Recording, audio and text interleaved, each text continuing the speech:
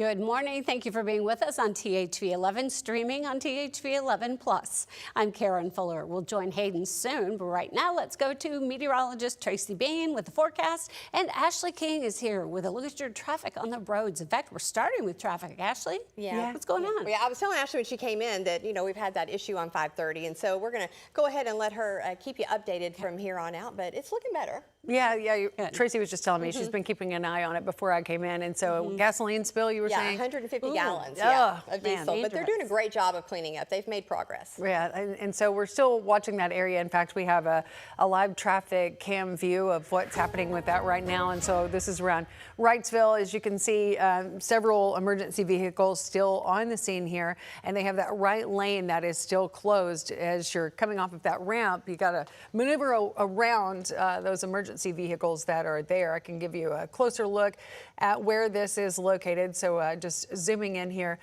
this says left and right lanes are blocked, but we just saw that one lane is blocked there. I-530 northbound.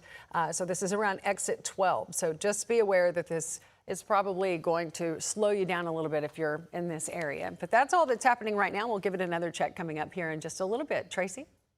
All right. Well, we are seeing a bit more cloud cover today. We've got more of a southerly flow bringing in all of that moisture, and we've got a few showers developing to our south. But I'm watching Arkadelphia, of course, because Hayden is headed there this morning, and we've got folks coming out again for the summer cereal drive, and we want to make sure that they're safe. Number one, rain showers, although they're inconvenient, they're fine. Of course, we can continue through that, but making sure there's not any storms in their vicinity. But so far, Arkadelphia is looking pretty good. I did see something developing, just north there around Lake Hamilton, but it's very, very light. And that'll be the case as we're heading through the day, but want to go ahead and make sure we know if you are headed there, Hayden will be there around 6:30 in about 30 minutes, and we're going to see a stray shower possible, and same for Malvern this afternoon around 11 to 12:30. So still not looking for widespread rain by any means, but just to keep that in mind. We are still seeing most of that moisture being pumped in from the Gulf, and that's going to make things just a little bit different than we have seen the last couple of days with that easterly flow where we had lower dew points. Still not too bad today, but we are going to see just a little bit of an increase in that dew point, meaning just a little bit more humidity. We'll take a look at the full forecast for today coming up. We begin this morning with a major development out of Washington. The House has passed a resolution calling for President Trump to halt U.S. military action against Iran. The measure cleared the chamber 215 to 208 after 4 Republicans joined Democrats, marking the first time the House has voted to limit the president's war powers on Iran. Supporters say it reasserts congressional authority over military action, while opponents argue it could restrict the president's response options. The resolution now heads to the Senate. Also staying in Washington, President Trump is expected to nominate Acting Attorney General Todd Blanche to lead the Justice Department permanently. Blanche has been serving in the role since April after Trump fired Pam Bondi, and he has previously served as Deputy Attorney General. The nomination would need Senate confirmation, though Blanche was confirmed in his previous post last year. Now, a story we brought you yesterday. Bill Teeter is poised to become the next state representative for House District 44 after winning the Republican nomination.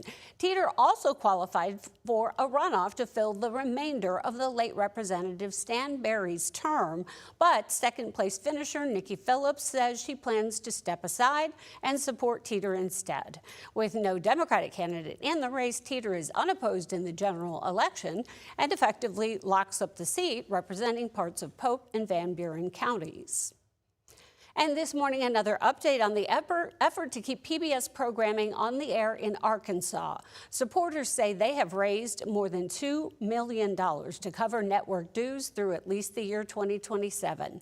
Arkansas PBS voted earlier this year, you recall, to end its PBS affiliation after congressional funding cuts, rebranding as Arkansas TV, and planning to shift toward more locally produced programming. But the group Friends of Arkansas PBS says its campaign to cover PBS dues has raised enough money to cover membership costs. The group's co-chairs, 2 former Arkansas First Ladies, thanked the commission for giving them time to put the plan together. They say the funding came from multiple donors who stepped up since the campaign launched back in April. Starting next year, some Arkansans on Medicaid will have to meet a new work requirement to keep their health coverage. This week, the Department of Human Services held a town hall to hear concerns from people on benefits. Under the rule, recipients must work, volunteer, or go to school at least 20 hours a week. More than 200,000 people in the Our Home Medicaid expansion could be affected. The goal here is to implement this federal requirement and do it in a way that helps people to maintain coverage or to get a job and find better economic success and independence in their lives. There are some exemptions and age limits. These work requirements come from Congress 8 years after Arkansas tried to put a similar program in place, but a federal judge shut it down after 18,000 people lost insurance coverage. The Little Rock Port Authority is expanding its rail operations with a new facility designed to support training and maintenance. Officials dedicated the new railroad depot Wednesday, a space that will shelter locomotives, support repairs, and provide federal certification training for crews. The facility will also host virtual sessions with rail industry leaders. This is going to be a huge deal for the Port Authority and the city of Little Rock. A facility like this is really going to put Little Rock on the map. Port officials say the depot is already drawing attention from Union Pacific leadership, and it could help raise Little Rock's profile in the nation's rail network. Let's check in now with meteorologist Tracy Bean and the forecast as you plan your day. Well, not too bad today. We're going to have to keep that umbrella handy in a couple of areas, but I would say 99% of Arkansas is going to stay dry. It's going to be one of those days where we have some very small, isolated little storms or showers pop up. Across the state, we're seeing that southerly flow again, and that warmer air, more moisture into this area, and we're seeing a few showers down south there around Camden, but again, not a lot of rain expected today, and those heavier storms, or showers, I should say, what they will be a bit more westerly. But again, we're going to keep an eye on that forecast for you today and let you know if you might need that umbrella as you're heading out onto the town.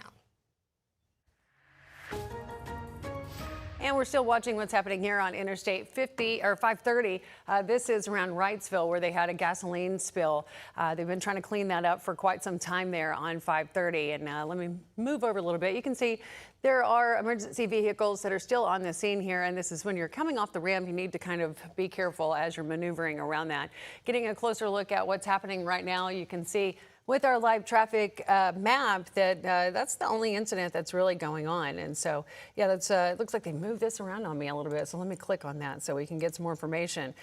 So now they're saying there's an accident, Lakeside, Arkansas, 530 northbound, around exit 12. So I think they've just updated this a little bit, but that right lane is still blocked if you're driving through there. Hopefully they'll get that cleaned up pretty soon. But that's what's going on right now.